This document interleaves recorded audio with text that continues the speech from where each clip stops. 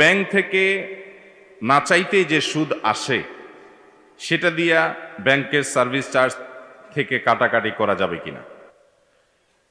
সুদি ব্যাংকে কেউ লেনদেন করা ইসলামী ব্যাংকিং এর ব্যবস্থা থাকা সত্ত্বেও সুদি ব্যাংকিং এর সাথে জড়িত হওয়া জায়েজ নাই।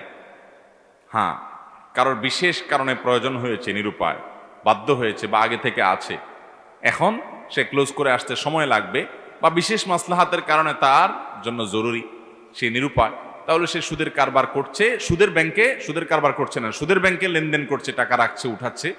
এটা যদি কারোর নিরুপায় পর্যায়ের হয় এবং সে যদি রাখে, তাহলে তার যে ইন্টারেস্ট বা সুদ যেটা আসে, এই সুদের টাকাটা ওই ব্যাংকে যে লেনদেন করার কারণে তার ইয়ারলি চার্জ কাটে, তার ব্যাংকের হিসাব ব্যবস্থাপনা করার কারণে যে তারা চার্জ নেয়, এটিএম কার্ডের জন্য চার্জ নেয়, চেক ইস্যুর জন্য চার্জ নেয়, ইত্যাদি ইত্যাদি, এই চার্জের টাকাগুলো ওই সুদের টাকা যেটা সে পেয়েছে ওইটা দিয়ে সে কাটাকাটি করলে সেটা জায়েজ হবে না।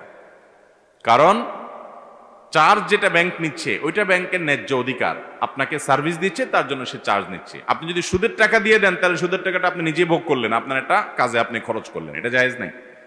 আপনি সুদের টাকা যেটা আপনার অ্যাকাউন্টে চলে আসছে ইতিমধ্যে, তো সেটা আপনি কোনো গরিব দুঃখীকে দান করে দিবেন কোনো সওয়াবের নিয়ত করা ছাড়া, বাস ওইটা আপনি নিজে ভোগ করতে পারবেন। অতএব ব্যাংকের টাকা আবার ব্যাংকে দিয়ে দিলাম হলো না, তা আপনি কি করলেন, ঘুরে ফিরে ভোগ করলেন, এটা জায়েজ নাই।